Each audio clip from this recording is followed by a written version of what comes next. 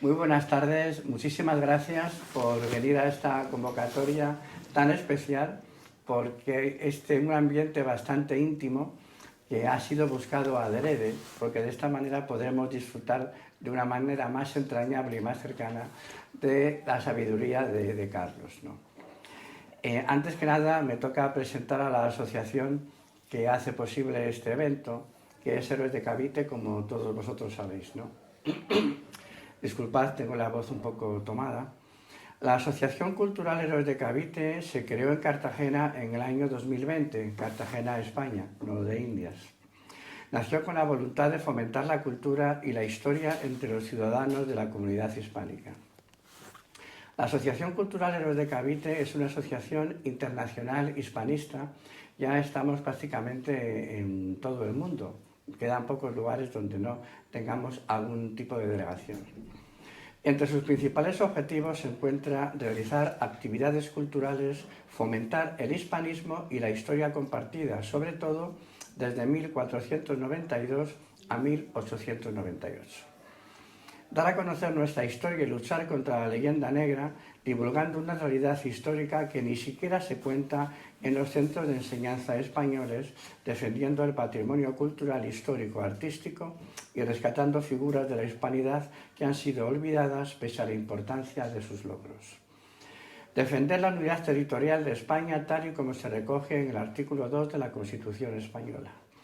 Reivindicar el español como lengua común y elemento cohesionador de la hispanidad, sin olvidar todas las otras lenguas presentes que aportan riqueza cultural, pero carecen de ese carácter de lengua común. Aquí yo quiero decir, aprovechando al ponente que tenemos hoy, que si perdemos la lengua, lo perdemos todo. O sea, en realidad, solo nos queda la lengua como elemento cohesionador. Es fundamental defenderla a brazo partido. Fomentar el hispanismo, es decir, incrementar los lazos de amistad, cooperación e integración con los países de la esfera de la hispanidad, siendo conscientes que esta es el resultado de un mestizaje y que unidos podemos ser más fuertes para afrontar futuros retos en el mundo globalizado. Lo anterior sigue la estela marcada por la Constitución de 1812 que hacía referencia a los españoles de ambos hemisferios. Tenemos que agradecer de manera destacada a las empresas que nos ayudan a hacer posible esta entrevista. Por un lado, al Gran Hotel España de Oviedo y a su personal, situado en el centro de la capital del Principado de Asturias, en la calle Jovellanos número 2. Y por otro lado a los hermanos del Coto, Manuel y David, empresarios del Principado, propietarios de diferentes empresas como la Sala Bolavana y el restaurante Terraza La Floridita, donde se está celebrando este encuentro. Dentro de los límites marcados por todo lo anterior, la asociación manifiesta que tiene una estricta neutralidad política en cuanto a las ideas de sus socios o simpatizantes, tanto desde el punto de vista ideológico como religiosas. Y dicho esto, ahora de una manera ya sucinta y rápida, simplemente quiero decir 4 cosas de Carlos Leáñez, que se ha hecho famoso entre nosotros divulgando y haciéndonos ver la importancia que tiene la lengua como una especie de bomba que no somos a veces conscientes de lo que significa, ¿no? Pero Carlos es filólogo, es abogado, es escritor, gestor cultural, profesor universitario, investigador, conferenciante, comentarista y articulista sobre lengua, sobre globalización e Hispanoamérica. Coautor del libro La neolengua del poder en Venezuela, creador de la cátedra Lengua, Ciudadanía y Nación Hispanohablante y La Guerra de los Idiomas en la Universidad Simón Bolívar de Caracas. Consultor en lenguas y liderazgo en el debate político y el medio corporativo. Experto en políticas lingüísticas y modernización de las lenguas. Estudioso del cuento hispanoamericano. Ahí no es nada. Pues bienvenido, Carlos, y un abrazo para ti y un aplauso. Muchas gracias.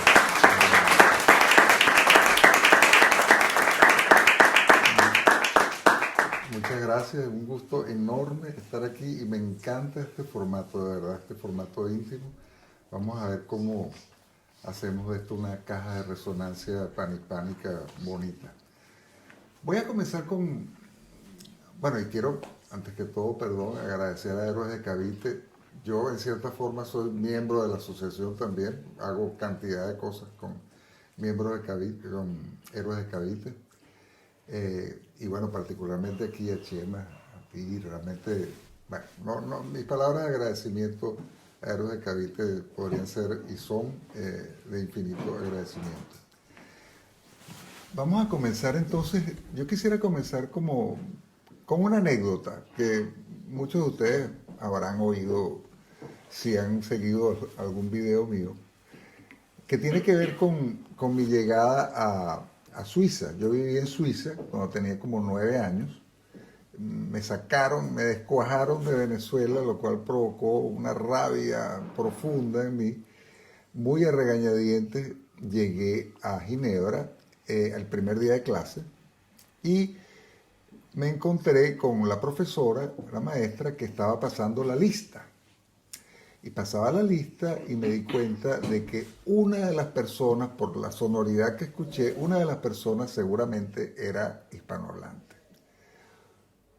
Llega la hora del recreo y yo me acerco a esta persona y le digo, ¿tú hablas español? Y me dice, sí. Y apenas me respondió sí, yo me di cuenta, no solo de que hablaba español, sino de que era español. Entonces, yo le dije, pide perdón. Tenía yo 9 años, estamos hablando de 1969. Esto no es López Obrador ni Chávez, ¿no?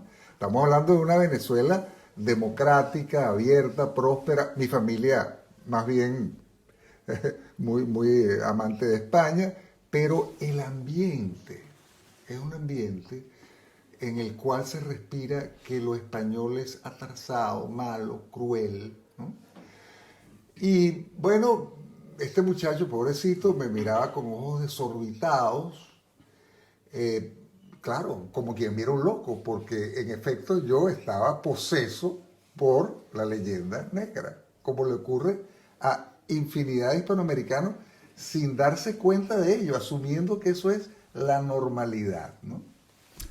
Entonces, curiosamente, ese fin de semana vamos a misa y recuerdo que Ginebra, cuna del calvinismo, ¿no?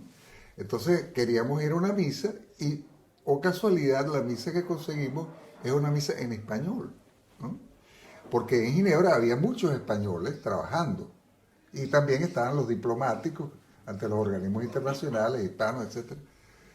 Y entonces yo llego y sucede que estoy en una misa rodeado de malvados españoles que cantan maravillosamente, que se persignan igual que nosotros, que cantan las mismas canciones. Y yo comienzo a pensar, pero ¿cómo es esto, no? O sea, como que no son tan malos, ¿no? Y a través de mi estadía en Ginebra conozco, por supuesto, gente del resto de los países hispanoamericanos y comienza en mí la revelación de que el cuento que me estaban echando era realmente una patraña, ¿no? Una patraña, y comienzo a investigar y a tratar de ver cosas. Pero les cuento esta anécdota para que se den cuenta de que realmente es una cosa muy enraizada, ¿no? Me contaba una amiga mexicana, hace pocos días, me contaba esto en Madrid, en el evento de lanzamiento de la película Hispanoamérica, que ella un día llamó a la compañía telefónica para que le arreglaran la línea, vinieron a arreglársela y ella tiene un retrato grande de Hernán Cortés a la entrada de su casa. El hombre que vino a arreglar la línea vio el retrato, dijo que cómo era posible que ella tuviera un retrato de Hernán Cortés. Y dijo que él no iba a arreglar la línea telefónica. Entonces, estamos ante un fenómeno que es fuerte, es fuerte. Por eso la película Hispanoamérica, en Hispanoamérica, va a tener una resistencia terrible, porque son unas creencias muy firmes que generan una identidad anti-española. Pero esa identidad es una identidad absolutamente trunca, porque ¿cómo vamos a caminar nosotros en el mundo si negamos lo principal de nuestro ser? Que no es otra cosa que, como en cualquier cultura, la religión y la lengua.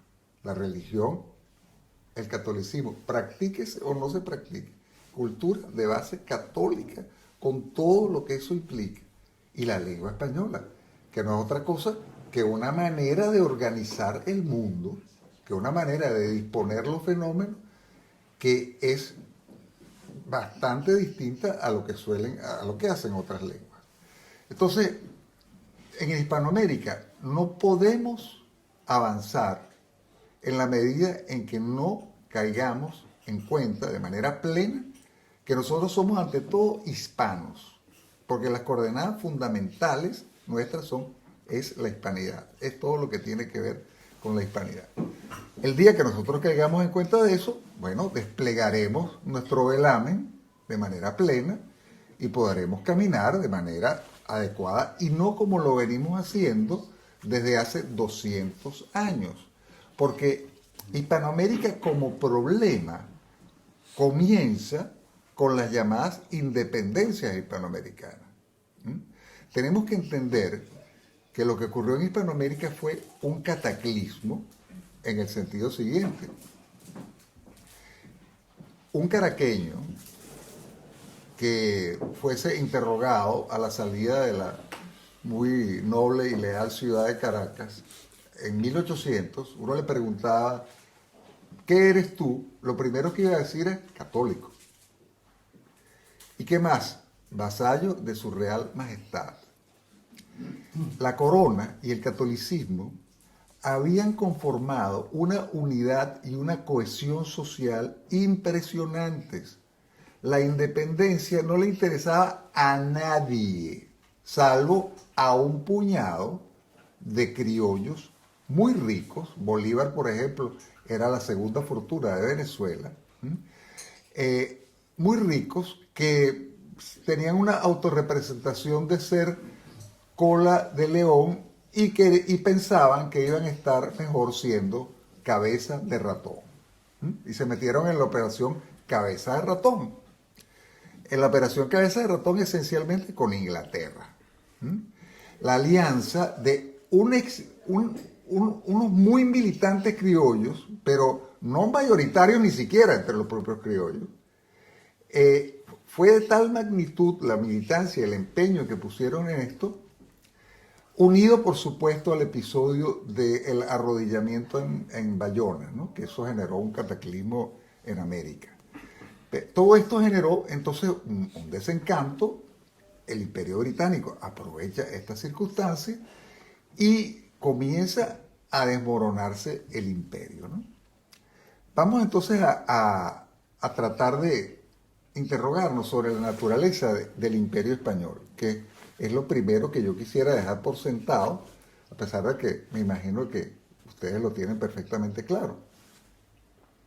Tal como lo ha calificado Gustavo Bueno, y miro a Nicole, tal como lo ha calificado Gustavo Bueno, el Imperio Español fue un imperio generador.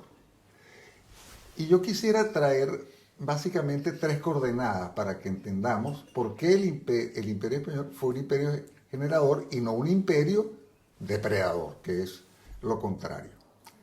En primer lugar, porque fue un imperio que entregó lo máximo que tenía, lo más significativo, lo que apreciaba más, entregó a su Dios. Entendamos esto, es decir, nosotros somos descreídos posmodernos del siglo XXI y esto nos parece un poco difícil de entender, pero los castellanos de la época eran creyentes de manera firme.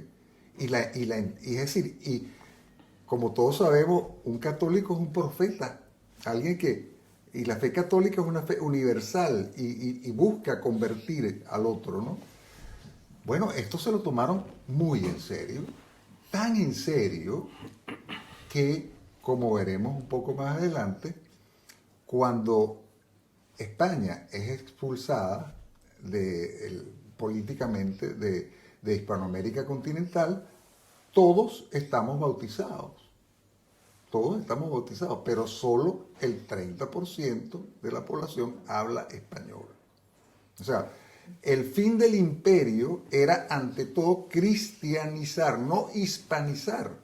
Y además, el imperio era extremadamente respetuoso de la diversidad. Extremadamente respetuoso de la diversidad. Básicamente, los indígenas podían seguir, es decir, eran dueños de tierras enormes comunales que eran protegidas.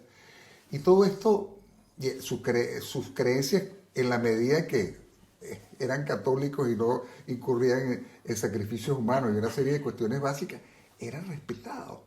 Es decir, tenemos que entender que el imperio duró 300 años y eso no fue a punta de bayoneta. El imperio dura 300 años porque la población se siente cómoda con las nuevas creencias y se siente cómoda con la inmensa transferencia de tecnología que tuvo lugar. Por ejemplo, el arado. El arado no existía en América. Y el arado aumenta por 20, multiplica por 20 la productividad de la tierra, por decir algo. Entonces, un imperio generador porque entrega a su Dios. Los anglos no entregan a su Dios. Un imperio que entrega su sangre. Es decir, un imperio mestizo. Un imperio que funda un nuevo pueblo.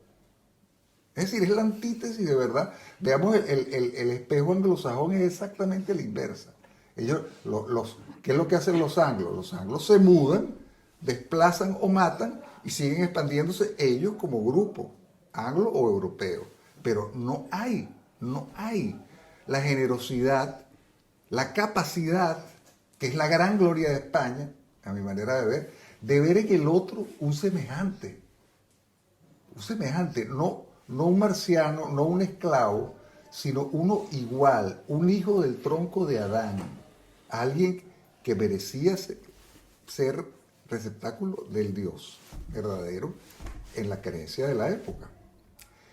Por otra parte, España tiene algo extraordinario que es que funda una red increíble de ciudades y las conecta con caminos y hace una obra en 50 años que, o sea, no tiene precedentes de modo alguno, no hay nada parecido en su extensión y su intensidad en la historia de la humanidad.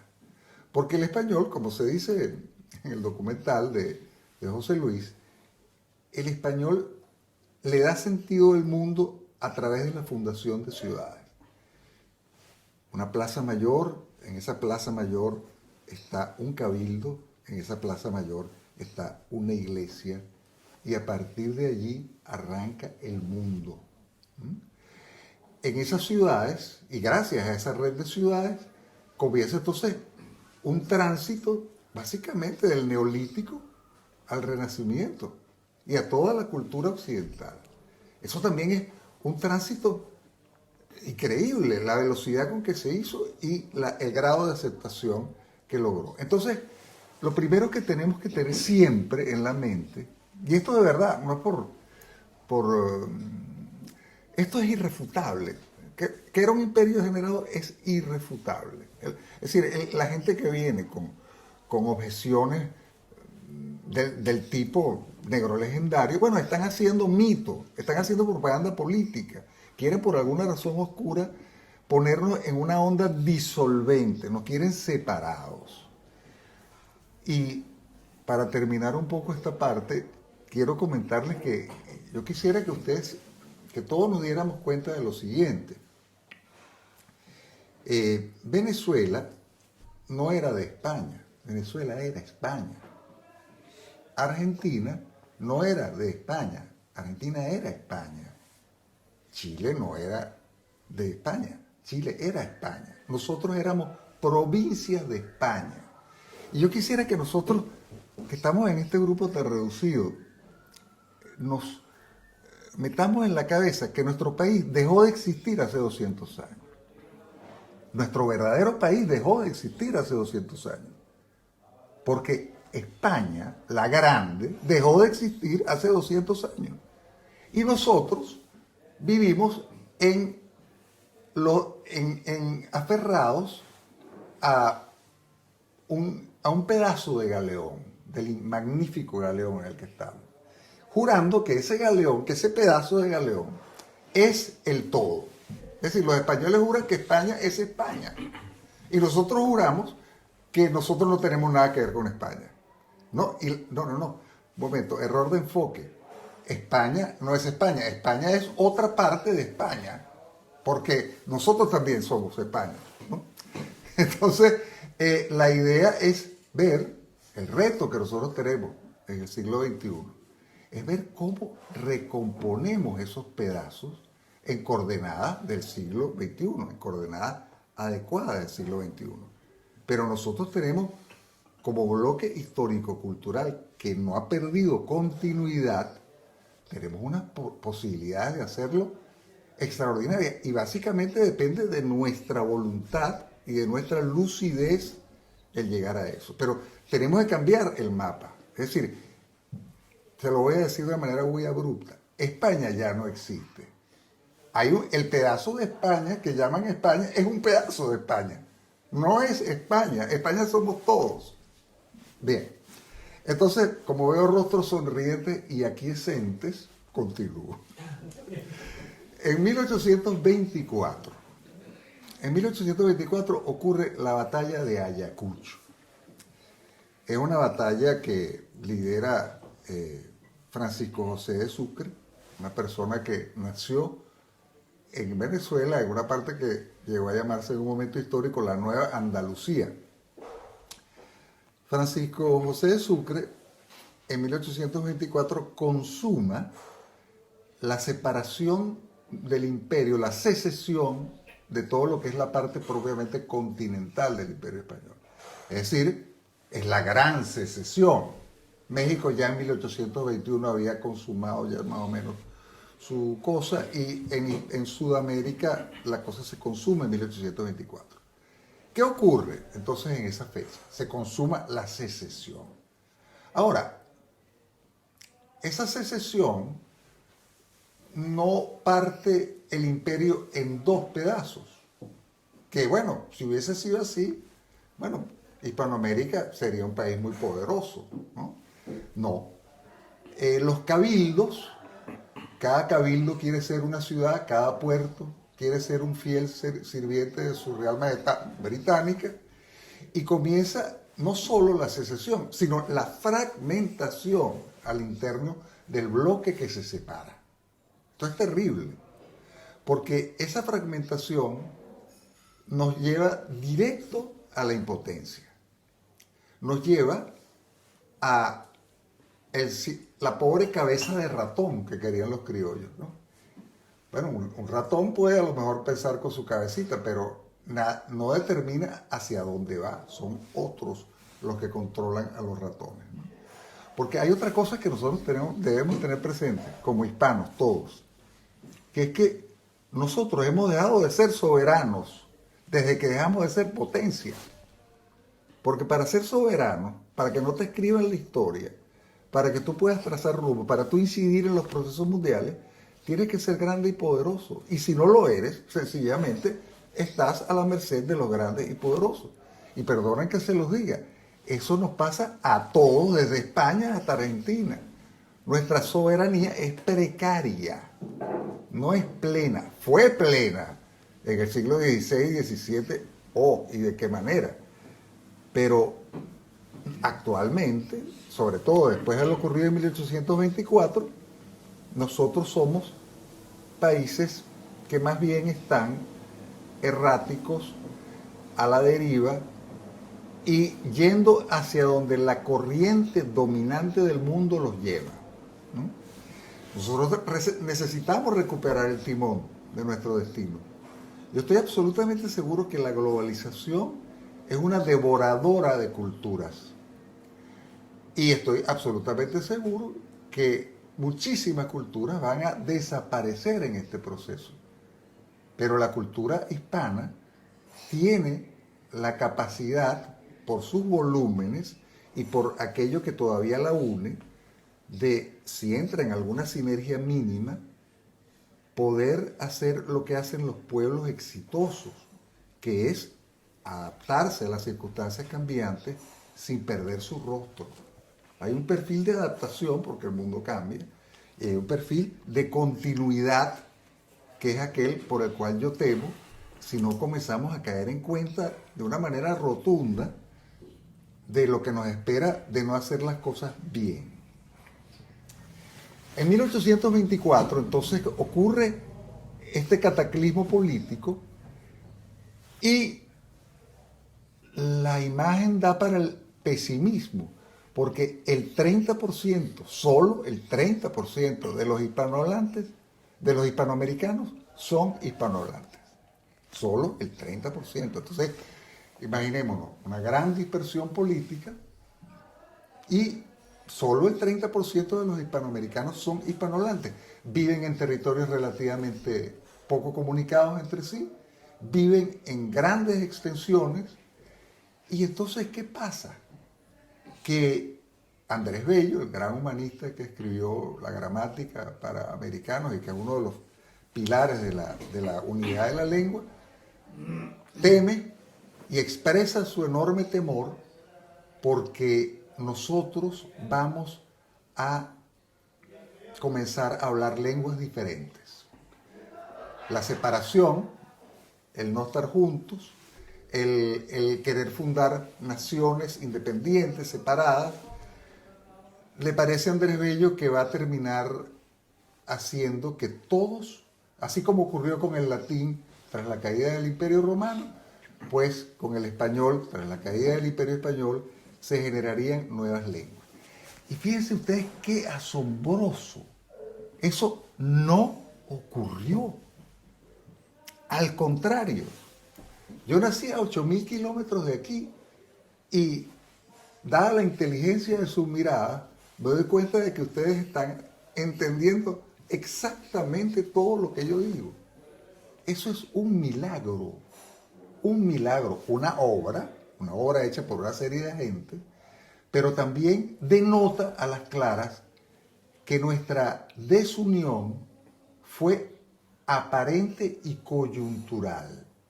El hilo de la lengua sigue vivo, sigue vivito y coleando, como decimos en Venezuela. Y me imagino que aquí también, porque yo a cada rato digo, como decimos en Venezuela, y me dicen, y aquí también decimos.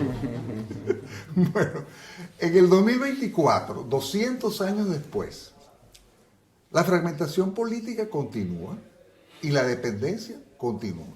Han transcurrido 200 años. Pero hay algo que cambia de manera rotunda, que el 94% de las personas que viven en territorios que tienen como lengua el español son efectivamente hispanohablantes. Esto es asombroso. Cuando uno ve el inglés o el francés los países que se dicen franco o que tienen como lengua oficial el francés o el inglés, la penetración de esa lengua es inferior al 40%. En cambio, cuando uno toma como muestra los países que tienen como lengua oficial el español, la cantidad de personas que hablan español es el 94%. En 1824, la cantidad de personas que hablaban español representaba aproximadamente el 2% de la humanidad. Hoy es el 7,2% de la humanidad. Y vamos a entrar más en detalle en otra parte de esta exposición que teníamos. 5 horas me había dicho que tenemos. Bueno, vamos a entrar en detalle para ver la inmensa robustez. 6, ok. La inmensa robustez de la lengua española. Vamos entonces a entrar a revisar rápidamente el panorama lingüístico mundial. Nosotros estamos viviendo en un siglo donde la inmensa mayoría de las lenguas que existen se van a acabar, por una razón muy sencilla. El mundo ha sido desenclavado, ya no hay vallecitos, y los equipos se han ampliado a escala mundial, y esto requiere de grandes lenguas, vehiculares o maternas y vehiculares, pero requiere de grandes lenguas. Ya el vallecito aislado se acabó. Actualmente hay 7.000 lenguas en el mundo, pero vamos a tomarle el pulso a la magnitud del español con el dato siguiente. 6.500 lenguas del mundo son habladas por el 5% de la población del mundo. 6.500 lenguas, 5% de la población del mundo. El español, 7,2% de la población del mundo. Es decir, nuestra lengua es hablada más que 6.000 otras 500 lenguas. La riqueza. Solo en 12 lenguas se produce más del 90% de la riqueza mundial. Y por supuesto, el español está entre estas 12 lenguas. Y hay otra cosa. La mayoría de las lenguas que hay en el mundo son llamadas lenguas pijama. ¿Qué es una lengua pijama? Una lengua para andar por casa. Una lengua que me sirve para los afectos, para las tradiciones, para evocaciones familiares. Una lengua que puede ser muy entrañable y que debe ser indudablemente respetada, pero esa lengua solo se mantiene en la medida en que sus cultores quieren que se mantenga. Y esas son las lenguas que están desapareciendo. El índice, para uno de los índices más palpables de vitalidad lingüística, es el índice de transmisión de la lengua. Es decir, ¿qué lengua transmiten los padres a los hijos? En español, el índice, salvo en los Estados Unidos, pero es que Estados Unidos es un caso sui generis, en los países hispanohablantes plenos, el español es 100% transmitido por los padres a los hijos, lo cual denota que la lengua es apreciada. Esto es un dato muy importante. Vamos a meternos en la geografía del español. Cuando nosotros vemos noticiarios de cualquier país, menos mal que la Tierra es redonda, ¿no? Es un globo, porque en una especie de acrobacia geográfica, contorsionismo geográfico, cada pueblo se las arregla para que en su noticiario aparezca él en el centro del mundo. O sea, siempre aparece él en el centro del mundo. Y yo confieso que a mí eso, bueno, me causa una sonrisa, porque yo, por supuesto, pienso que nosotros estamos en el centro del mundo. Pero voy a argumentar por qué. Porque nosotros estamos en el centro del mundo porque el 92% de la hispanidad, 92%, está en América. Y América se encuentra entre las dos grandes masas oceánicas del mundo. Y de allí yo colijo que nosotros sí estamos en el centro del mundo. Y tenemos, además, la fachada pacífica más grande que existe. No hay, si fuésemos un solo estado, tendríamos la fachada pacífica más grande y se habla y se dice y se vuelve a decir, y puede que sea cierto, que el Pacífico es el futuro, el océano del siglo XXI, ¿no? Lo que fue el Atlántico en otra época. Nosotros todavía, a pesar de la precaria soberanía que ostentamos sobre nuestros territorios, ocupamos el 14% de las tierras del mundo. Es considerable. Creo que, o sea, seríamos el tercer o segundo país del mundo, después de Rusia y Canadá. Seríamos el segundo país del mundo, creo. 14% de las tierras del mundo. Vamos, como estamos hablando de geografía, hablemos de geolingüística. Nosotros tenemos, además, fíjense, las tareas que nosotros tenemos por delante y que si las hacemos bien, es decir, podemos establecernos en el mundo de una manera firme. Nosotros tenemos territorios en los cuales podríamos entrar de una manera plena. Uno, Estados Unidos. Encargado de hacerlo, esencialmente, México. Otro, Brasil. Encargado de hacerlo, esencialmente, los países suramericanos y hispanohablantes. Otro, Europa. Encargado de hacerlo, adivinen quién, España. La España remanente, la España continental. Otro, China. Encargado de hacerlo, todos. Vamos a entrar en detalle en esto, porque nosotros estamos como bloque histórico-cultural y a partir de la lengua española nosotros estamos hablando a nivel de imperios en el mundo, ¿no? Una dialéctica de imperios. Entonces, nosotros tenemos intereses mundiales y tenemos que atenderlos. ¿Por qué no los estamos atendiendo adecuadamente? Porque estamos socavados por relatos inhabilitantes. Nosotros creemos lo que los otros dicen de nosotros. Los otros ponen ante nosotros espejos deformantes. Y como son muy poderosos, nosotros hemos terminado por creer que esos espejos deformantes corresponden a lo que nosotros somos. Y nosotros tenemos que romper esos espejos deformantes. Hacerlos añicos. Poner ante nosotros espejos que reflejen nuestra verdadera magnitud y nuestro verdadero ser para estar de manera adecuada en el mundo. Entonces, México, un México que no crea, como cree efectivamente en la leyenda negra y se considere víctima, pobrecito yo, del imperialismo español y ahora el imperialismo griego y ahora el otro. Por Dios, cuando México rescate lo que fue la Nueva España y el ethos de la Nueva España y retome ese hilo, México sencillamente hará que los mexicanos que están en Estados Unidos se enorgullezcan de su legado y que Estados Unidos se vuelva rápidamente, como ya debería serlo, un país bicultural y bilingüe. Estados Unidos no es todavía un país bicultural y bilingüe porque los hispanoamericanos que emigran allá tienen una autorrepresentación de sí mismos bastante precaria. No tienen una autorrepresentación de la cual sean capaces de devengar orgullo. Cuando ello ocurre, yo siempre digo, es decir, si esto ocurriera con franceses, bueno, ya no es que sería un país bicultural y bilingüe, sería un país francófono. Es decir, cuando los franceses creían a plenitud el relato de la Francia eterna, ¿no?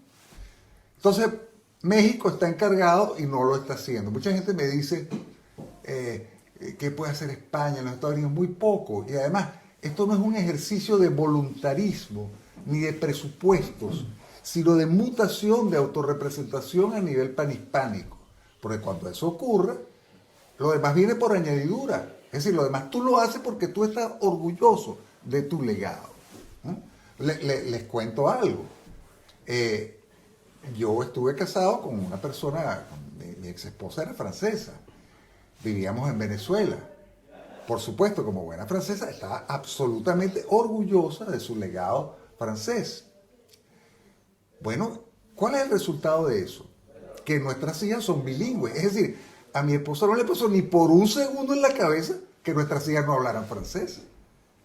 Eso me parece bien. Es decir, nosotros como hispanos tenemos que también conseguir las razones de orgullo y hacer que todo el que viva en los Estados Unidos ni se le ocurra dejar de hablar español o de saber español. Claro que puede aprender también inglés, pero los hispanos en los Estados Unidos, que de verdad es un área fundamental para el futuro del español, no van a cambiar porque funden 100 institutos Cervantes. No, eso no es así. Los hispanos, cuando recuperen, cuando tengan conciencia del esplendor de la Nueva España, que era uno de los territorios más ricos del mundo, que albergaba una ciudad que era Ciudad de México, mucho más importante que Madrid. La gente de Ciudad de México venía a Madrid y decía, ¿qué villorrio es este? ¿Ah? Bueno, cuando la gente recupere ese orgullo y retome ese hilo, pues los Estados Unidos caerá, como decimos nosotros en Venezuela, como un mango bajito. ¿No? Bien, Suramérica. Bueno, nosotros en Suramérica no nos hemos ocupado adecuadamente de Brasil. De hecho, los esfuerzos diplomáticos que han sido hechos para el impulso del español en Brasil han sido hechos sobre todo por España, lo cual está muy bien, y nos ha convocado a nosotros para que la ayudemos en esto. Y bueno, nosotros hemos dicho, bueno, sí, ¿por qué no?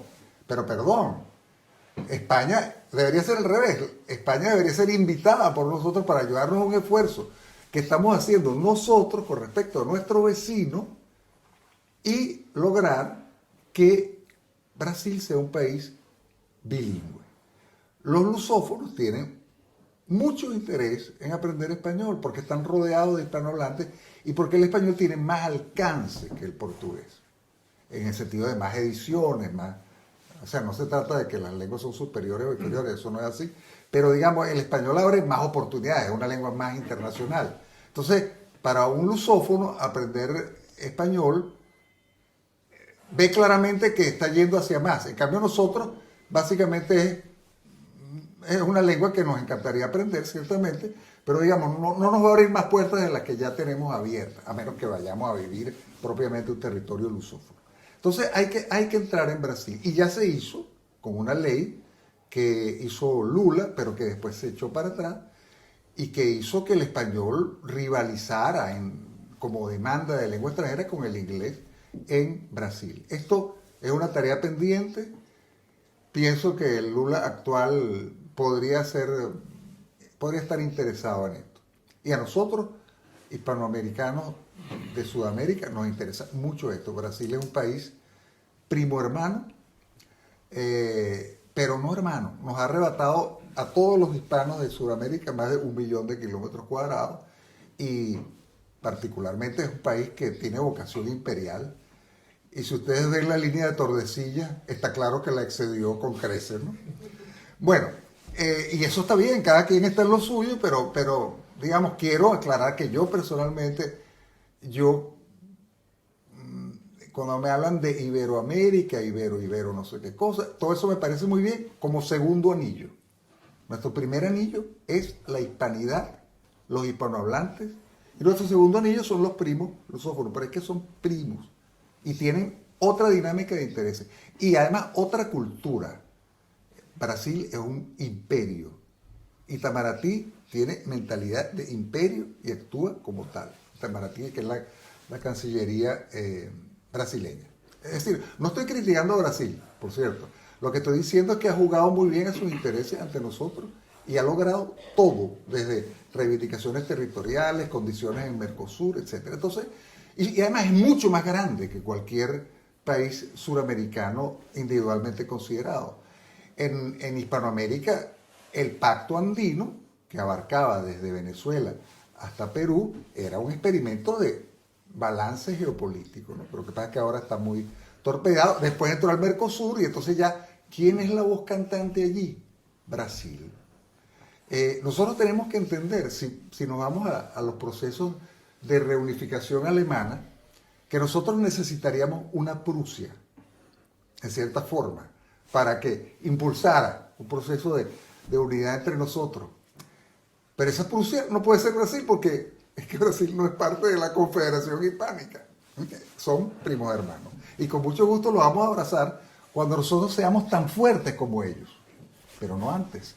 Es decir, nosotros no podemos ir a la arena de la globalización o de fundirnos con Brasil si no tenemos suficiente fuerza entre nosotros. A lo mejor esto a ustedes les resulta muy exótico, pero esto es geolingüística hispánica, ¿no? Bien, España, la tarea de España sería ocuparse del español en Europa. Y el español en Europa tiene un camino bastante bien andado, pero podría ser un camino muchísimo más profundo y muchísimo más rápido.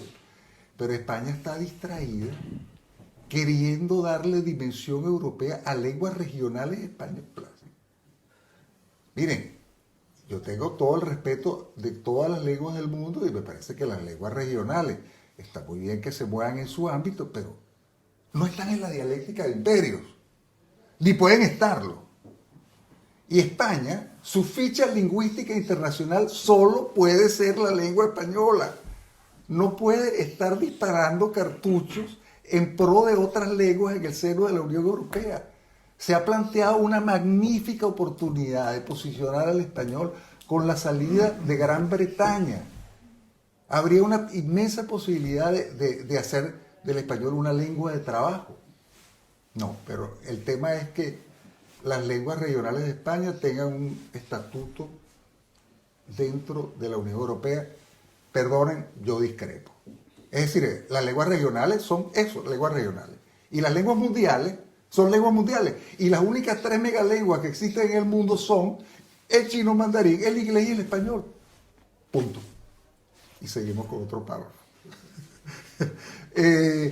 Bien, vamos a parar el tema de la geografía del español, que me excedí un poco, pero como veo rostros receptivos, aquiescentes y sonrientes, entonces, 8 horas, pues, perfecto. Magnitudes generales del español. Es la primera lengua de América, 60%. Usted trate de ir a un punto de los Estados Unidos en donde no pueda hacer lo que va a hacer en español. Miren, le va a costar. Y hay puntos en donde incluso le va a costar hablar en inglés.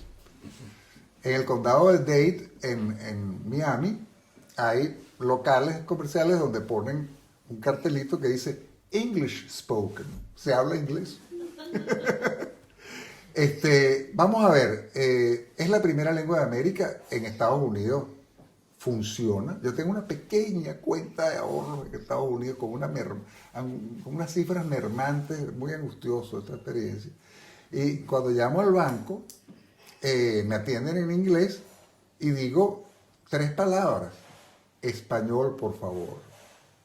Inmediatamente, 1 minute, sir. Y en 1 minuto aparece alguien que habla español bien, pero menos bien que yo. Entonces yo estoy en posición de poder. Porque quiero decirles algo, nosotros tenemos que entender que cuando nosotros nos ponemos a hablar una lengua extranjera, y yo amo la lengua extranjera y la he estudiado, nuestra capacidad intelectual se ve severamente disminuida. Nuestra capacidad de asociación, nuestra fluidez, nuestra expresividad se ve severamente disminuida. Lo primero que hay que poner en una mesa de negociación es en qué lengua vamos a negociar. Y cuando se dice, va a ser el inglés y nadie es anglo, esa negociación es pobre, porque está siendo hecha desde personas que no están a plenitud. Y cuando uno de los negociadores es anglo, adivina quién gana. Adivina quién gana. A mí hay un capítulo de negociación de deuda externa. La deuda externa hispanoamericana era negociada esencialmente en los Estados Unidos y en inglés.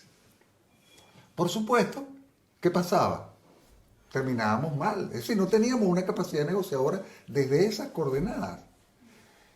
Hubo una célebre negociación de deuda externa en Argentina, donde el primer punto es dónde vamos a negociar, el segundo punto es en qué idioma vamos a negociar. Y hubo un momento en que Argentina, en una coyuntura, logró que la negociación fuese en Argentina y en español. Y le fue muy bien. Pero eso no es por casualidad. Nosotros tenemos que negociar en español. Nosotros tenemos que hablar en español en todas partes, cada vez que tomamos la palabra en público, porque así posicionamos nuestro idioma, le damos prestigio. Bien. El español es la primera lengua latina del mundo. De los herederos de Roma, de cada dos, uno habla español y el otro habla cualquier otro idioma latino. Portugués, italiano, catalán, etc. Pero 50% habla español. Es la primera lengua en implantación, ya hablamos de esto, 94% en los territorios. Es la segunda lengua materna del mundo. Esto es muy importante porque, miren, en la guerra de los idiomas hay mucha propaganda. Esta es una guerra de prestigio. Y esencialmente cuando se habla de inmensas cifras del inglés, yo las veo con una sonrisa, así con media sonrisa, ¿no? Y con ojos de escepticismo agudo. Porque la mayoría de la gente que sabe pedir un café y preguntar dónde está el baño dice, yo hablo inglés. Pero lo único que sabe es preguntar dónde está el baño y pedir un café. Y saben decirlo, pero cuando le responden no entienden muy bien lo que le dijeron.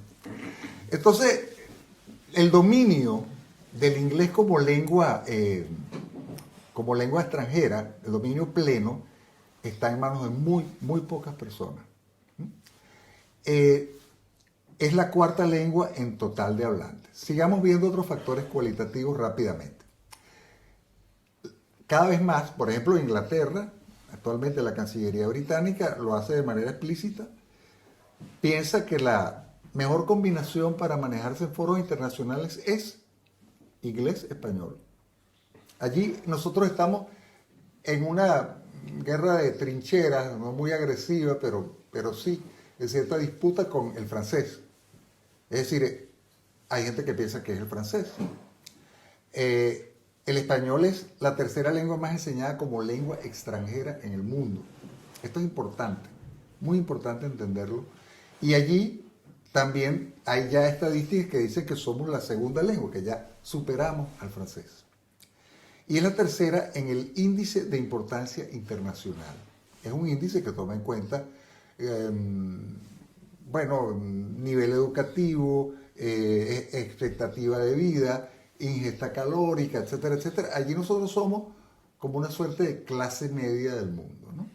Esto también es importante entenderlo. Nosotros no somos, salvo casos tremendos como el de Venezuela, que somos completamente exorbitantes, nosotros no somos la marginalidad, ¿no? Nosotros somos una clase media que va a ser cada vez más ascendente en la medida que hagamos dos o tres cosas bien. Desde el punto de vista económico, rápido, 9% del PIB mundial, el tercer PIB mundial está en español, y el 6,2%, el aporte del PIB mundial es el 6,2%, desde el punto de vista lingüístico es el tercer aporte. Para darles una idea de lo importante que es el español en los Estados Unidos y lo importante que es que estas personas que viven allá no pierdan sus raíces, la quinta economía del mundo es la de los hispanos en los Estados Unidos. Si nosotros aislamos a los hispanos de los Estados Unidos y la dinámica económica que generan entre ellos es la quinta economía del mundo. Bueno,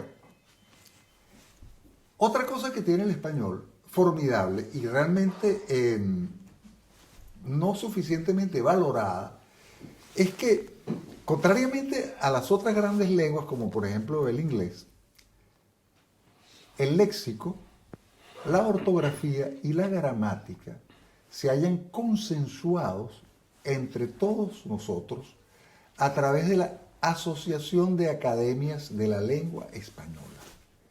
La Asociación de Academias de la Lengua Española es un milagro de diplomacia cultural que ha desplazado a la RAE. Es decir, la RAE en este conjunto es otra academia de la lengua, ¿no? Como debe ser, porque nosotros no somos ocupas ni inquilinos del español, somos propietarios como ustedes. Todos somos propietarios del español. Aquí no hay ocupas ni inquilinos, ¿no? Entonces, esta idea de que todos somos propietarios del español la tiene muy clara la Asociación de Academias de la Lengua Española. Y entonces ha hecho un trabajo extraordinario de poner de acuerdo a chilenos, uruguayos, venezolanos, salvadoreños, mexicanos, en torno a cuestiones tan delicadas como cuáles son nuestras palabras. Fíjense, la gente habla ¿qué dice la DRAE? ¿Qué dice el diccionario de la Real Academia? Eso, amigos, el diccionario de la Real Academia ya no existe. Se llama Diccionario de la Lengua Española. Y el autor es la Asociación de Academias de la Lengua Española. Y la Academia Española de la Lengua es una de esas academias. Esa visión no la tiene ningún otro idioma. El francés cursa por París.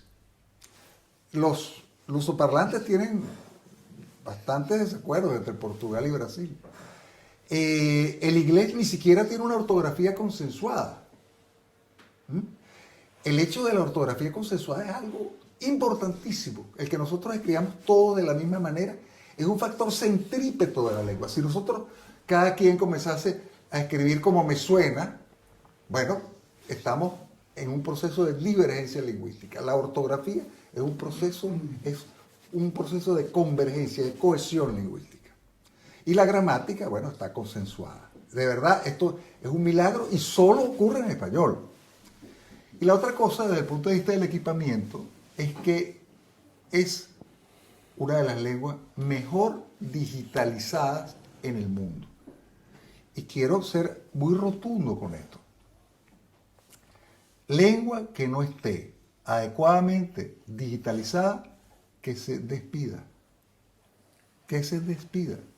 Porque la digitalización está imprimiendo un vértigo arrollador al cabo del cual terminarán solo unos pocos. Y quiero decirles que entre esos pocos, por el momento, nos hallamos sin duda los hispanos. Y vamos a ver por qué. El español es la tercera lengua en la red, en Internet, con el 7,9% de las personas que entran en Internet. Otra cosa muy importante es que cuando los hispanos navegan en Internet, lo hacen en español. Cuando una persona que habla una lengua pequeña entra a Internet, generalmente lo hace en inglés, porque no consigue suficiente información en su propia lengua. O lo hace en otra gran lengua como el español. Pero nosotros, como estamos dentro de una lengua que es enorme y tiene ingente cantidad de textos e ingente cantidad de servicios, nosotros navegamos en español. Bien, otra cosa importante que quiero poner ante ustedes es que el 70% de los hispanohablantes tiene acceso efectivo a Internet. Y ustedes dirán, o probablemente hay una voz escéptica que dirá, ay, 70%, seguro que los anglos es 99,9%. No, los anglos es 76, tanto. Así que estamos muy bien, un acceso a Internet bastante masivo. El 55,3% de los hispanohablantes usa Internet a diario y la usa en promedio 8 horas al día. Es decir, Internet ha llegado para quedarse, ¿no? El ciberespacio ha llegado para quedarse y voy a hablar de la importancia que tiene esto y de la oportunidad que plantea para nosotros los hispanohablantes. El español es la segunda lengua en redes sociales, siempre después del inglés, y aquí hay que aclarar que esto ocurre porque China no entra en el cómputo porque ella tiene sus propias redes sociales. Entonces, claro, como no entra China en el cómputo, nosotros estamos de segundo en las redes sociales, estilo Twitter, Facebook, etc. Que, por cierto, deberíamos comenzar a pensar en crear redes sociales hispanas, seriamente. El español es, y esto es difícil exagerar la importancia de esto, entre las 10 canciones más oídas en el mundo el año pasado, según Spotify, 4 son en español, 6 en inglés, 4 en español, y el resto de los idiomas, buenas tardes, no sé dónde están. Esto es enorme, asombroso, plantea una vitalidad cultural y una capacidad de generación de poder blando, o según dicen algunos pretenciosos, soft power, extraordinario, ¿no? Entonces, tenemos que tomar conciencia de esto. Y un punto que quiero traer a colación de manera aguda es el tema de la inteligencia artificial y de la inteligencia artificial al alcance de todos. Yo particularmente me paso 1 hora al día, por lo menos 1 hora al día, en diálogo con Gerardo Pérez Torres. ¿Nadie sabe quién es Gerardo Pérez Torres? ¿En serio? ChatGPT. GPT Gerardo Pérez Torres. Bueno, yo lo llamo Gerardo Pérez Torres. Bueno, el amigo Gerardo Pérez Torres me resuelve una cantidad de cuestiones, ¿no? Y otro que me resuelve una cantidad de cuestiones es Gemini, que es el de Google. Ojo, para usar estos elementos hay que entender que están profundamente sesgados y que cometen muchos errores. Pero si uno hace consultas sobre temas de los cuales uno sabe algo, es muy útil. Es muy útil, resuelve muchas cosas. Porque yo me doy cuenta, me ha ocurrido darme cuenta que, es decir, que cometen errores materiales y por supuesto están sesgados, es decir, son progres. Es una inteligencia artificial progre. Entonces, a quien le guste los progres está perfecto. Pero bueno, yo como tengo algunas reservas, tengo que pasarle algunos filtros, ¿no? Uno de mis diálogos con ChatGPT y con Gemini es preguntarle, ¿qué es la inteligencia artificial? La inteligencia artificial es, ¿cómo funciona? Digitalización masiva de textos, esos textos reciben un tratamiento y entran en la inteligencia artificial y generan un océano de patrones que configuran propiamente la inteligencia artificial. Entonces, ¿qué pasa? Solo las grandes lenguas tienen suficientes textos como para tener una inteligencia artificial potable. O sea, eso puede que cambie, pero al día de hoy, las lenguas de España que no son el español no pueden tener una inteligencia artificial potable, porque no tienen suficientes textos. En cambio, el español tiene ingente cantidad de textos. Hablando con estos dos amigos, Gerardo Pérez Torres y Gemini, les he preguntado, ¿en cuántos idiomas consideras tú que tienes un modelo de lenguaje, es decir, lo que alimenta la inteligencia artificial, óptimo? Y me dicen los dos, solo en 10. Y le pregunto, ¿cuáles? Dime, hazme una lista del mejor al peor, al menos potable. Primero inglés y segundo, no es el alemán. No es el francés. Es el español. Orgullo, ¿dónde veo el orgullo? Es decir, nosotros estamos en la pelea. Estamos adecuadamente informatizados. Y quiero traer a colación, y bueno, el tema del impacto de la inteligencia artificial en nuestra vida, yo confieso que a mí me parece inconmensurable que está comenzando un mundo nuevo. Por dos factores esenciales. Uno, vivíamos antes en una circunstancia física y solo en una circunstancia física, en un territorio físico. Ahora vivimos en un territorio físico y en un territorio virtual. Es decir, el ciberespacio es un nuevo territorio, porque allí desplegamos una parte significativa de nuestra vida. Y la otra es, por supuesto, la irrupción de la inteligencia artificial, que nos expone a linduras como vamos a vivir cada vez más dentro de ideas que no han pensado seres humanos. A mí eso que me genera cierto escalofrío, porque las ideas buenas o malas venían de seres humanos. Pronto, si no es que ya, está ocurriendo que nosotros vamos a vivir en un territorio muy virtual y dentro de ideas que ni siquiera han sido concebidas propiamente por un ser humano. Es decir, estamos ante una circunstancia asombrosa. Nosotros tenemos que estar alerta, tenemos que estar preparados. Quiero comentarles algo que a mí me ha asombrado, que es algo que se llama Proyecto Estratégico para la Recuperación y Transformación de la Nueva Economía de la Lengua. es lo que se llama un PERTE. ¿Qué es esto? Los PERTE son programas de captación de recursos por parte de la Unión Europea, que da la Unión Europea para áreas de la economía que haya escogido un gobierno de uno de los Estados miembros para impulsar después del COVID. Y el gobierno actual de España escogió este tema, nueva economía de la lengua. Y quiero decirles que a mí me parece fantástico. Se trata de 1.200 millones de euros, que equivale a 2 años del presupuesto de la UNESCO. Y buena parte de ese presupuesto está previsto esencialmente para inteligencia artificial en español. Vamos a ver cómo se ejecuta ese dinero, vamos a seguirle el trazo, pero digamos, como idea me parece adecuada, porque quiero decirles que el español sí está presente en todo lo que es reconocimiento de voz, en todo lo que es traducción automática, en todo lo que es industrias de la lengua, sí, pero lo está esencialmente porque los anglos no quieren privarse del mercado que somos nosotros. Y porque nosotros solemos, con muy buen tino, en general, no hablar inglés. Entonces, como no hablamos inglés y somos muy grandes, ellos se ven forzados a poner el servicio en español. Y lo hacen.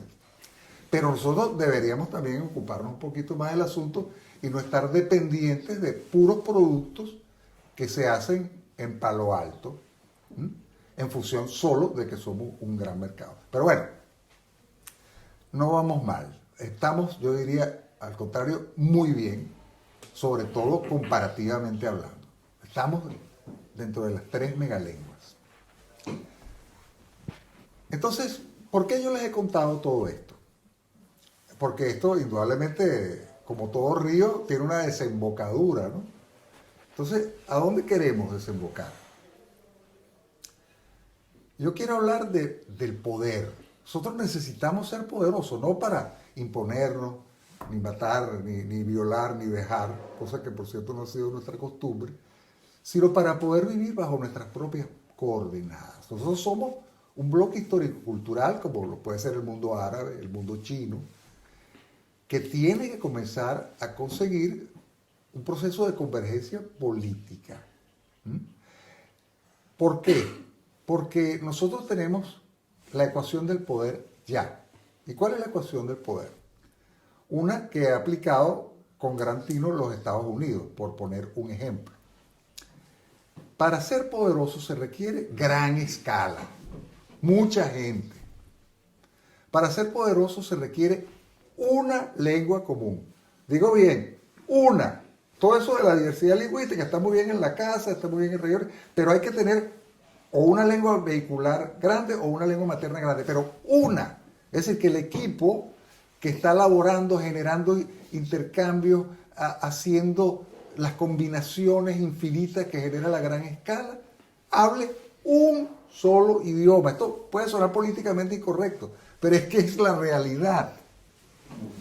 Y que comparta un territorio. Cuando yo tengo gran escala, veamos el caso concreto de los Estados Unidos. Los Estados Unidos tienen una gran escala, 335 millones de personas. Tienen una lengua común, el inglés. Y tienen un territorio compartido, casi 10 millones de kilómetros cuadrados. Es decir, Estados Unidos es un país continente, bioceánico. Esto lo tenían claro la gente que montó todo el tema del Destino Manifiesto y todo el programa maestro que terminó en este experimento que resultó ser los Estados Unidos. Entonces, quiero decirles que estos factores de poder, salud, Gesundheit, quiero decirles que esto es tan importante que en el Antiguo Testamento el propio Dios se dio cuenta que si la humanidad hablaba, toda la humanidad estaba en un solo punto y hablaba un solo idioma, iba a derrocarlo. Es el mito de Babel. Jehová, Yahvé, ¿qué es lo que hace? Dice, Yahvé dice literalmente, o parafraseo, como hablan una sola lengua, podrán lograr todo lo que se proponga. Y adivinen qué hace Yahvé. Confunde las lenguas Todo el mundo comienza a hablar su pequeña lengua en su pequeña plaza y comienza a ser perfectamente impotente. Entonces, bueno, ¿qué es lo que pasa con nosotros? Ya hay un poder panhispánico, porque nosotros tenemos una gran escala, el primer elemento. ¿Cuál es la gran escala? 550 millones de personas. Nosotros tenemos una lengua común, el español. Ustedes me entienden, yo vengo de 8.000 kilómetros, estoy alejado de este punto en 8.000 kilómetros de lo que respecta a mi nacimiento y ustedes milagrosamente me están entendiendo. Una lengua común, gran escala, 550 millones. Y tenemos un territorio compartido. Y ustedes dirán, ¿cuál es ese territorio compartido? El ciberterritorio, el ciberespacio. Ciertamente a nosotros nos fragmentaron en más de 20 estados, pero en el ciberespacio no hay frontera y no hay distancia y no hay tiempo. Y nosotros actualmente estamos intercambiando entre nosotros como nunca antes. Antes, los hispanohablantes, claro que hablaban entre sí, los venezolanos con los venezolanos, los ecuatorianos con los ecuatorianos, los chilenos con los chilenos. Pero actualmente nosotros estamos hablando todos con todos. Es decir, la comunicación entre hispanos de las dos orillas y entre hispanos de diversas zonas de España está ocurriendo de una manera absolutamente tangible en el ciberespacio y en el espacio físico en la ciudad de Madrid. Usted se pasea por Madrid y oye, yo me siento en un ejercicio de lingüística y antropología en una plaza con oído atento y digo, este es de Nicaragua. Este otro, este debe ser dominicano, este es argentino, claro. Y este es del norte de España, allí mi detector de acento es un poquito menos agudo, este es andaluz. O sea, todos los acentos, todas las maneras de hablar español están convergiendo en Madrid y yo me atrevo a asegurar que dentro de 20 años la manera de hablar español será muy distinta. Ya incluso veo de parte de madrileños la adopción del léxico que claramente no es madrileño. Ya he oído decir a madrileños chévere, que es una palabra venezolana. Chévere, ¿cómo que chévere? Tú dices chévere, sí, chévere. Me parece chévere. Bueno, entonces, realmente estoy yo asombrado. Madrid es una ciudad que se halla en una cierta disputa con Miami, en el sentido de cuál es el país donde convergen más vuelos, hay más volúmenes de hispanos circulando, pero pienso que Madrid tiene ventajas, es decir, no está tan sometida al mundo anglo, claramente, y hay una cantidad de instituciones panhispánicas en Madrid que puede hacer y generar un proceso interesante.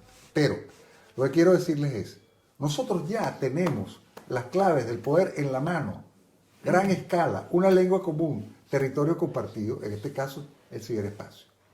¿Por qué no terminamos de arrancar? ¿Por qué no terminamos de agarrar el gran impulso y dar el salto y comenzar a darnos cuenta de que podemos hacer muchísimas cosas juntas y que de ello devengaremos unos beneficios incalculables? Y aquí tengo que traer a colación una palabra que, como es muy difícil y yo tuve que aprenderla de memoria, siempre tengo que escribirla, no vaya a ser que me equivoque, que parece el nombre de un remedio, y si fuese un remedio hay que tomarlo en megadosis intravenosa durante más o menos 3 días, que es la anagnórisis. ¿Qué es la anagnórisis? La anagnórisis, en una estructura narrativa, es un momento en el que el personaje central se da cuenta de que no es lo que le habían dicho que era. Se da cuenta de que es otra cosa. Un ejemplo paradigmático de anagnórisis es cuando el pobre Edipo se da cuenta de que ha matado a su padre y que está casado con su madre. ¡Caramba! Impresionante revelación, ¿no? Quien no cambie a partir de eso su vida, probablemente que no tiene corazón, ¿no? Hay una cantidad de narrativas que tienen que ver con anagnórisis. Por ejemplo, la anagnórisis del patito feo, que termina siendo un cisne.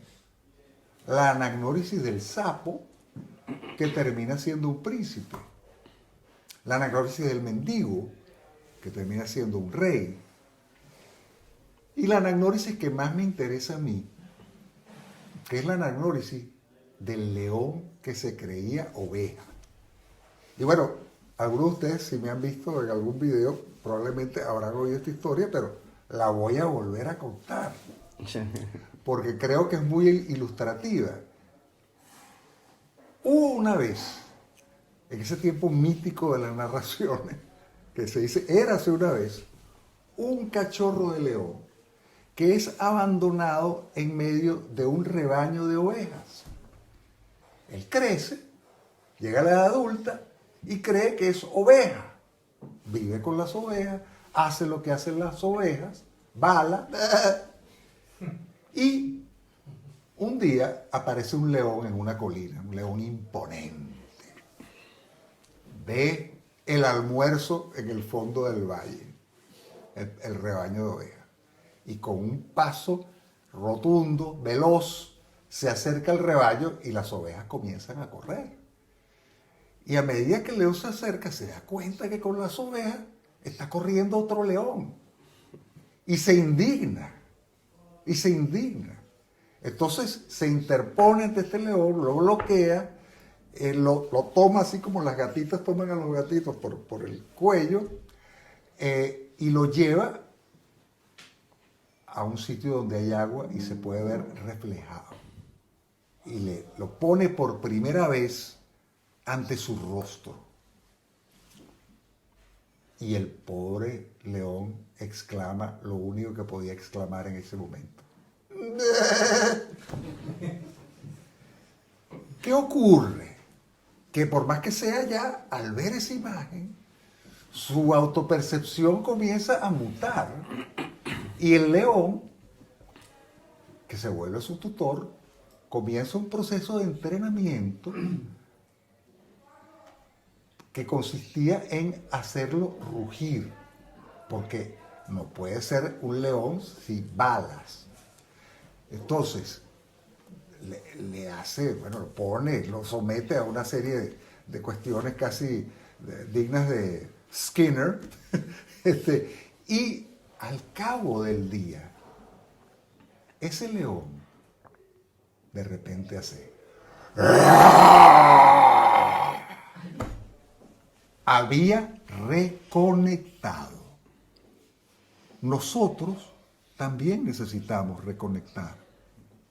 Nosotros vamos por el mundo creyendo que somos ovejas. Y nosotros somos leones.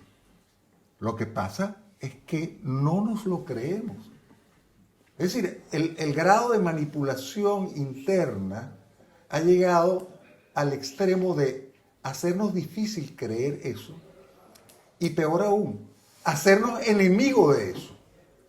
Porque entre los hispanohablantes hay enormes cantidades de personas que quieren ser ovejas y que están muy contentas con el mundo tal cual es.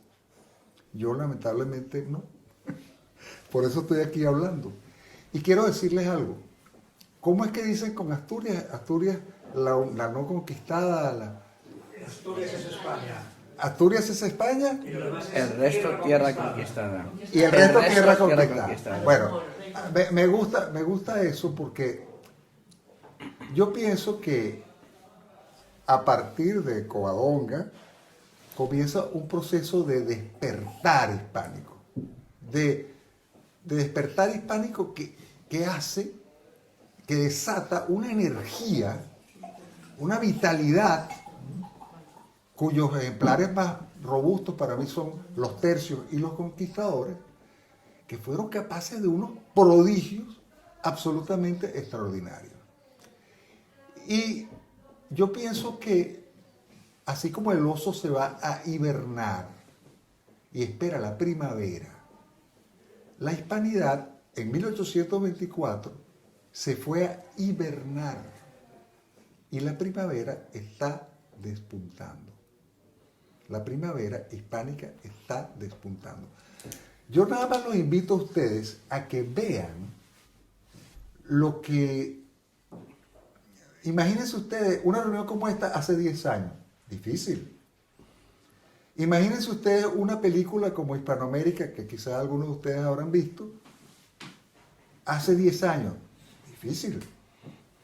Están ocurriendo una cantidad de cosas que yo he dado en llamar rebelión hispanista y que me parece que al cabo de unos años, que no serán muchos porque el tiempo está muy acelerado, hará cesar lo que yo llamo latencia hispánica.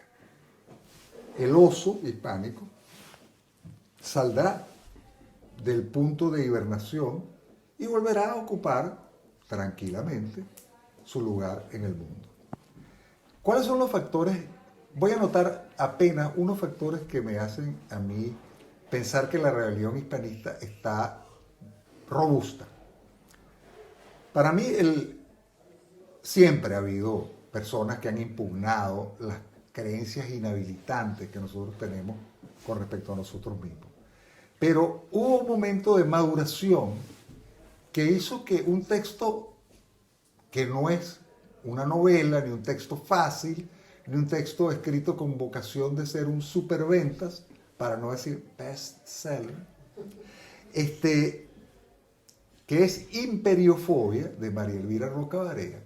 Bueno, ese libro generó un impacto tremendo. Un libro que normalmente debería tener un tiraje de 2.000, 3.000 ejemplares, lleva por más de 140.000. ¿Cómo es posible eso? Es que ese libro era agua pura para una garganta sedienta y ávida de agua que le aclarara la garganta. Ese libro, con un aparato académico muy riguroso, porque es un libro lleno de notas a pie de página, casi media hoja de texto y media hoja de notas de pie de página, porque Elvira quería asegurarse de que su texto fuese muy difícil de refutar. Dio confianza. A raíz de Imperiofobia sale la primera película de José Luis, en buena medida. Y el propio José Luis López Linares lo dice. Yo leí Imperiofobia y me caí del caballo como Saulo, ¿no?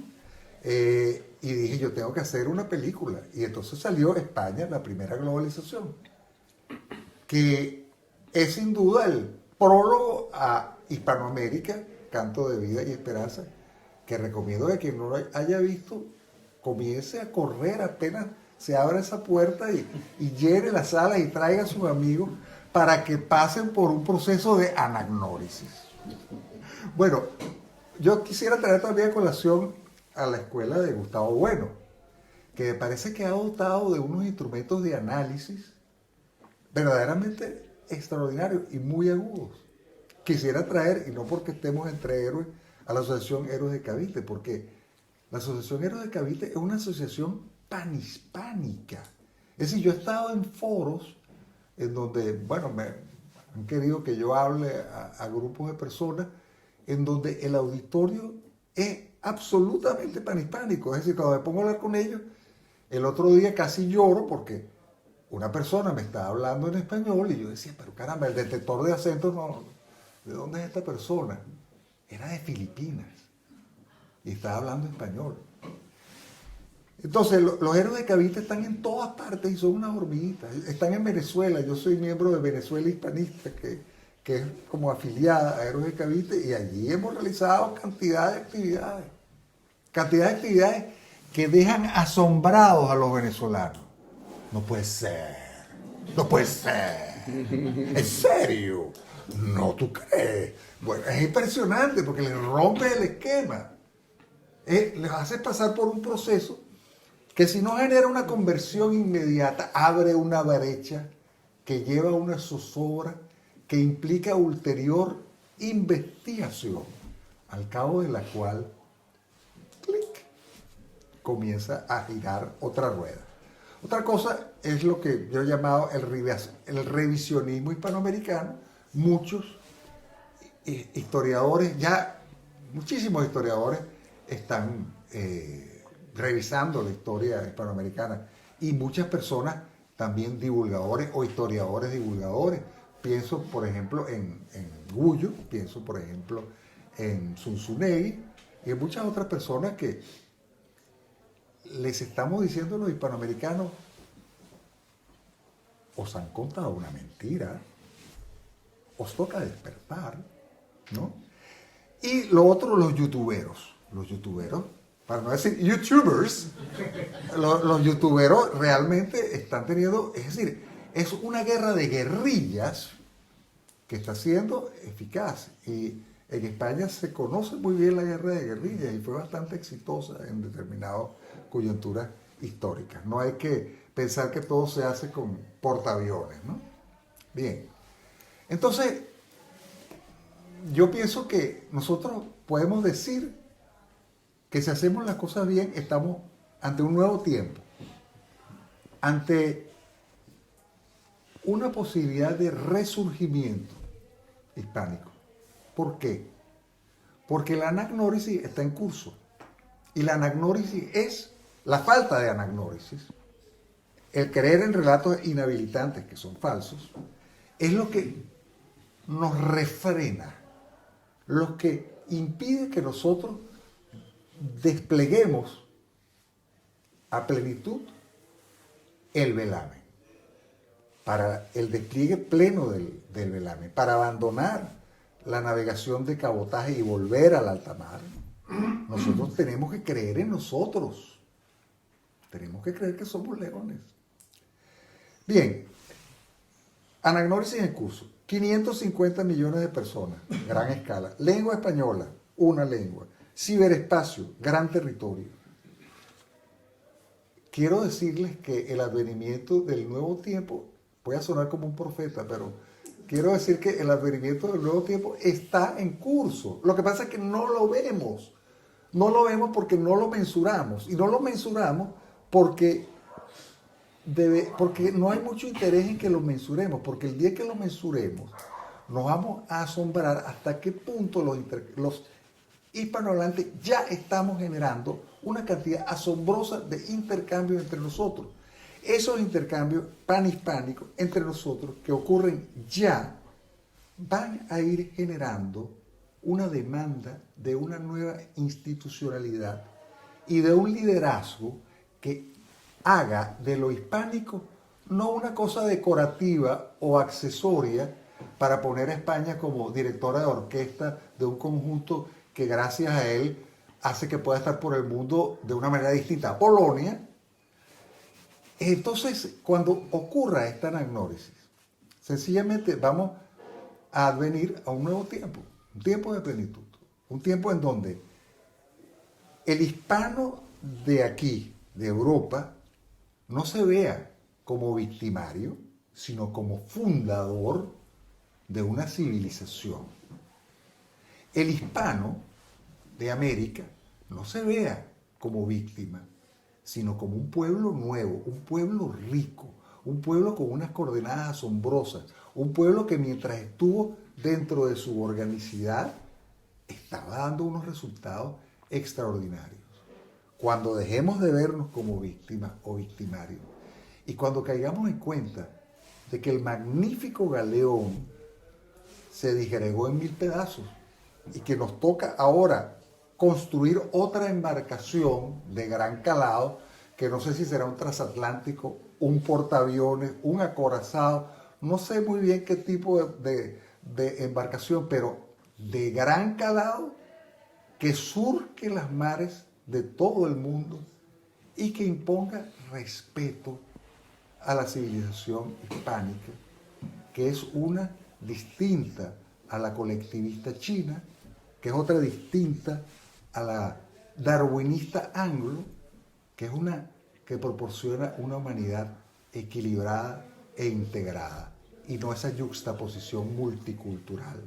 Una integración verdadera del género humano pasa por coordenadas del ethos de la civilización hispánica, que es nuestra casa y que debemos defender y que debe ser nuestra máxima fuente de orgullo. Muchas gracias.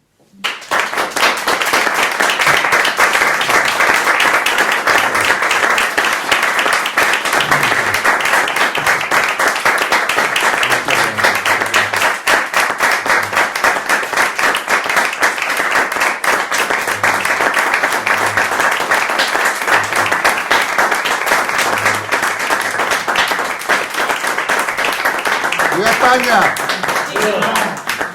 ¡Viva la hispanidad! ¡Viva la hispanidad! Sí, señor.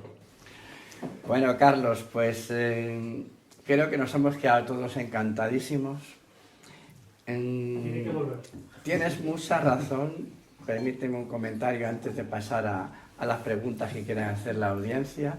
Tenemos que... La lengua es un arma de destrucción masiva, es nuestro estilete, es nuestro ariete y tenemos que saber utilizarlo, independientemente que de manera razonablemente espontánea se utiliza, ¿no? Simplemente dos comentarios al hilo de lo que tú has dicho y ya pasamos a las preguntas. Fíjate que Brasil, no sé si lo sabrás, pero en Brasil se abortó la enseñanza del español en los colegios por presión de Alemania. Ah, fíjate, no tenía ese detalle, cuéntame. O sea, apúntalo. Sí, Muy sí. bien. Los principales enemigos en Europa, en la Unión Europea de España, son Alemania y Francia. Hacen todo lo habido y por haber para que la parte hispana española no levante la cabeza. Y entonces la presión de Alemania fue brutal, fue presión con dinero, fue algo realmente asqueroso. Caramba. Sí, eso han hecho los alemanes, ¿no? Y luego, no sé, posiblemente esto lo sepas, pero si hoy en día en la ONU el español no es una lengua de trabajo, fue porque cuando se aprobaron las lenguas de trabajo en 1945, al poco tiempo de terminar la Segunda Guerra Mundial, los países vencedores no invitaron a Francia porque, en fin, luego la dejaron entrar de misericordia, pero no la invitaron. Se daban todas las condiciones para que en la votación, que sí estaba en todos los países hispánicos, se votara a favor del español. Sin embargo, no estando Francia, salió el francés. ¿Quién votó a favor del francés? Los latinoamericanos, porque ahí Así sí cabe es. decir. Sí, claro. Así es, ¿no? O sea, para que tengamos cuenta en qué oligarquías tenemos encima, ¿no? Ujú. Y otro ejemplo es el de China. China es un país ingente con el que la hispanidad no tiene ninguna deuda pendiente, Eso. Ninguna. Correcto. Ninguna. No hay agravio. La oportunidad estratégica es impresionante. Totalmente. Sin embargo, tratan de que no la aprovechemos Totalmente. con la trampa de la ideología. Ujú. Entonces, a partir de ahí, quieren que no la aprovechemos. Los chinos han planteado varias veces la necesidad de tener una ingente cantidad de profesores de español en China. Ujú. Evidentemente, la España de Europa es imposible que pueda aportar toda esa cantidad de profesores. La colaboración del conjunto de la hispanidad ha sido nula. O sea, tenemos ahí un problema que no somos capaces de aprovechar debido fundamentalmente a la ideología, ¿no?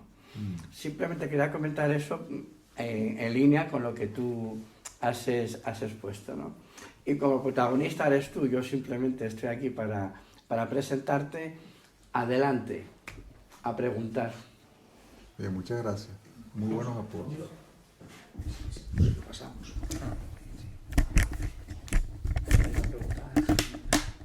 No, si no va a preguntar, yo soy el del... Yo tengo varias. ¿Empiezo? Bueno, empiezo con alguna. Ah, vale. Bueno, a mí... Vamos una pregunta por persona Sí. para que podamos Sí, hablar sí. todo, ¿no? Tengo... Digo yo. Carlos, yo soy mucho de ese espíritu guerrillero que tú dices, que además, como tú bien sabes, es una palabra que ha pasado del español a todas las lenguas. Así es. Dicen gorila en inglés, pero vamos, suena más a gorila que gorila, ¿no? Pero vamos, ha pasado a todos los idiomas y estoy en ello. Creo que eso nos va a traer muchos beneficios. Hay que seguir ahí en ese frente de batalla y luego que ya empiecen, o sea, porque somos la avanzadilla, luego vendrán los ejércitos regulares o los portaaviones o como lo quieras llamar. Totalmente.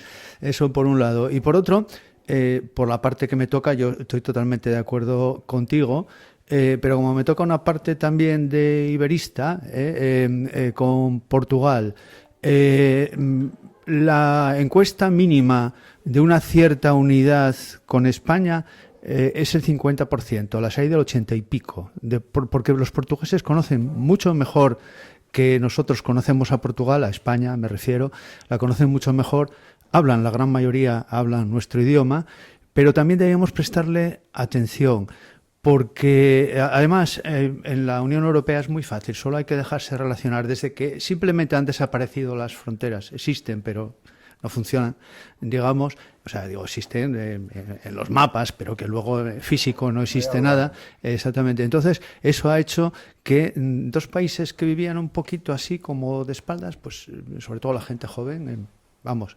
Y entonces, además, los españoles entendemos bastante mejor a un brasileño que a un portugués. Es decir, creo que hay que ir por ese camino porque entre las dos lenguas el portugués se habla en los 5 continentes y tiene más hablantes maternos que el francés, por decir algo. Y a veces no lo valoramos, ¿eh? Entonces, son las dos únicas lenguas mundiales que habladas despacio se entienden. Vale, si me dicen el italiano, de acuerdo, pero el italiano, precioso el idioma, pero no es una lengua mundial. El portugués sí. Entonces, bueno, poquito, trabajar como guerrilleros, trabajar un poquito. Yo como guerrillero trabajo en esos temas y me siento muy orgulloso y esperemos que algún día tengamos herederos en el tema, ¿no?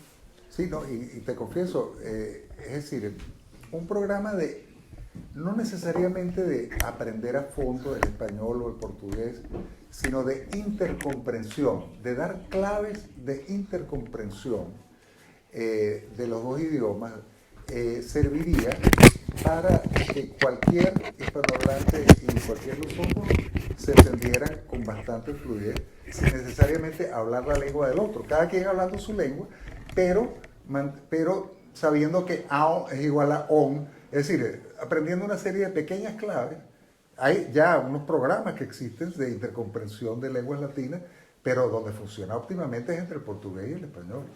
Y donde tiene más sentido es entre el portugués y el español. Y la ventaja es esa, si yo tengo un dominio pasivo del portugués, pues te hablo desde mi marco referencial español, y si tú eres lusófono, me hablas desde el tuyo, pero yo tengo un dominio pasivo del portugués. Entonces, no hay ninguna desventaja en ese tipo de abordaje, porque cada quien habla su idioma, pero entiende el del otro. Y eso me parece a mí que es de muy fácil adquisición. Es decir, yo pienso que no deberíamos empeñarnos en que vamos a aprender portugués si somos hispanohablantes o vamos a aprender o la inversa. Sencillamente que nos den las claves que se pueden aprender en 2 semanas de las palabras que son netamente diferentes y significan, son falsos amigos, etc. Y cómo funciona un poco el sistema de sufijos, prefijos, y el léxico de base es esencialmente el mismo. Eso sería una cosa muy interesante, porque yo no soy partidario ni del portuñol, ni de que nadie abandone su lengua. Hablemos cada uno la nuestra, pero potenciemos la capacidad de comprender la del otro. No sé qué te parece eso, pero creo que sería un buen plan y muy factible. No nos queda casi tiempo para dar oportunidad a otro. Una pregunta rápida, porque no nos queda tiempo para estar aquí. Una más. ¿Por aquí? Carlos, en primer lugar, gracias por tu exposición. Me gustaría preguntar, igual que una imprenta incipiente sirvió como elemento vehicular para hacer leyenda negra, que lo utilizaron en contra del Imperio Español, ¿no piensas que la inteligencia artificial en manos de corporaciones anglosajones puede perpetuar el relato de la leyenda negra para los jóvenes cuando busquen en ChatGPT, en Gerardo, como comentabas, sus nuevas, porque ahora lo utilizan en todos los colegios, entonces que sea un elemento otra vez para seguir perpetuando esa leyenda negra? Bueno, nosotros tenemos que hacer que cuando nosotros entremos a la inteligencia artificial, sea una inteligencia artificial que no solamente hable español, sino que sea hispánica. Y mi impresión es que actualmente la inteligencia artificial en español, si bien a nivel propiamente de la lengua está bastante bien diseñada, es sesgada hacia el mundo anglo y hacia el mundo progre. Entonces nosotros evidentemente tenemos que prender todas las alarmas, pero no podemos dejar de usar el instrumento. Pero tenemos que prender todas las alarmas y empeñarnos en, es decir, buscar maneras de hacer juntos esquemas que nos sustraigan de que nosotros seamos servidos en la sociedad digital simplemente porque somos un gran mercado y porque no hablamos inglés y porque el mercado anglo no quiere suprimir, no quiere privarse de un mercado de 500 millones de personas, que es un poco lo que viene ocurriendo, ¿no? Un poco lo que viene ocurriendo. Bueno, pues una más. Venga. Bueno, es que realmente estaba buscando, porque yo descubrí ChatGPT ahora aproximadamente, o sea, 1 año y medio. Estaba intentando encontrar el pantallazo que le mandé a un amigo que está muy metido también en esto de la hispanidad. Y al ChatGPT la primera pregunta que le hice cuando me dijeron, no, pues es que razona por sí mismo, o sea, por sí mismo, es capaz de comparar, de contestar preguntas. La pregunta que le hice, pues le digo, es demasiado tarde. Era, ¿puedes hacerme una comparación entre la llegada de los ingleses a América y la llegada de los españoles? Bueno, impresionante. O sea, lo que te contesta es, España llegó a matar, a extorsionar, a llevarse el oro, pero además así, ¿eh? Y sin embargo los ingleses y el resto de Europa llegó huyendo de las guerras de persecución religiosas y simplemente con el ánimo de intercambiar con los indígenas. Pero así, o sea, es que es una cosa Claro. que digo, claro, yo porque había leído el libro de María Elvira, que fue un poco el que me abrió los ojos, y era consciente de que eso no es cierto, pero es que esto hace 1 año y medio era así. Y buscaba exactamente... sí, sí. Ahora, te comento, quiero decirte lo siguiente, yo también he tenido esos diálogos, pero como no estoy satisfecho con sus respuestas, yo a mi vez respondo. Y al final casi que te termino dando la razón. Sí, porque dice, ay, perdón, omití este detalle, ay, sí, no me he dado cuenta de esto.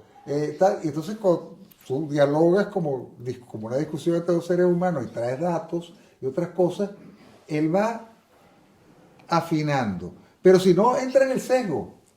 Pero Entra en usted- el sesgo dominante. Usted lo hace desde el conocimiento, un No, claro. escolar que lo hace desde la máxima Claro, ignorancia. claro. Pues, No, es cierto, es cierto. No, mira, evidentemente que tenemos ese reto abierto, pero nuestro primer reto es